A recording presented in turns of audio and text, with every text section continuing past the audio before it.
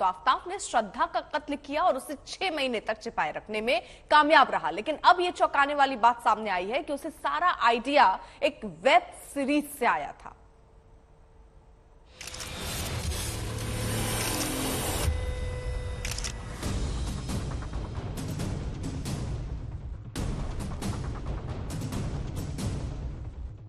Police lockup में चैन की नींद सो रहे आफताब ने अपने शातिराना अंदाज से सबकी नींद उड़ा रखी है। अब ये खुलासा हुआ है कि मई में श्रद्धा की हत्या के बाद उसके शव को टुकड़े टुकड़े कर ठिकाने लगाने का आइडिया उसे एक अमेरिकी वेब सीरीज से मिला। इस सीरीज का नाम है डेक्स्टर, जो अमेरिकी क्राइम टीवी सीरीज है। इस सीरीज का किरदार डेक्टर सीरियल किलर है। डेक्स्टर का व्यक्तित्व दो तरह का है। जब वो अपराधी के किरदार में आता है तो कत्ल के बाद शातिराना तरीके से अपने शिकार को ठिकाने लगाता है। दिल्ली का डेक्स्टर आफताब भी कुछ ऐसा ही है। अब तक की पड़ताल के मुताबिक श्रद्धा के अलावा आफताब कई दूसरी लड़कियों से भी जुड़ा था।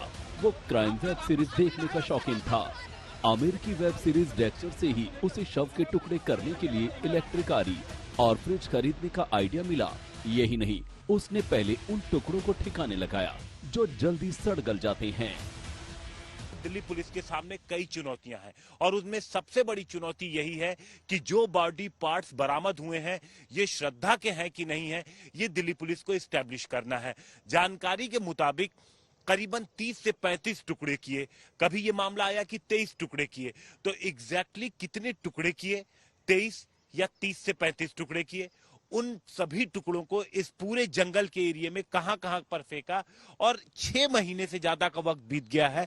तो उनमें से डीएनए किस तरीके से और कितना सटीक डीएनए निकल पाएगा, ये भी एक सवाल है। पुलिस को इस चुनौती से भी गुजरना होगा। जिस हथियार से आफताब ने श्रद्धा की बॉडी काटी और दिल्ली में उसे कहां फेंका, इसकी तलाश दिल्ली पुलिस कर रही है। आफताब ने श्रद्धा का मोबाइल फोन भी महाराष्ट्र में कहीं फेंका है। पुलिस श्रद्धा के मोबाइल की आखिरी लोकेशन निकाल रही है। क्योंकि इस केस का खुलासा आफताब के दोस्तों की वजह से ही मुमकिन हो सका, लिहाजा दिल्ली पुलिस कुछ कॉमन फ्रेंड के जरिए जांच को आगे बढ़ाने में जुटी है।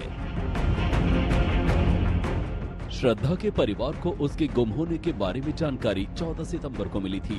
तब श्रद्धा के भाई विकास को श्रद्धा के दोस्त लक्ष्मण नादर ने फोन पर बताया था कि श्रद्धा का फोन 2 महीने से बंद आ रहा है।